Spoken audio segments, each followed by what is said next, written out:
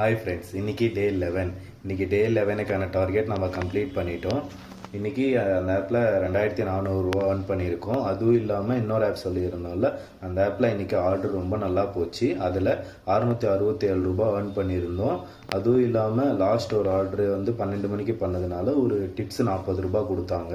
So எல்லாமே சேர்த்து இன்றைக்கான earnings மட்டும் 3107 ரூபா earn பண்ணியிருக்கோம்.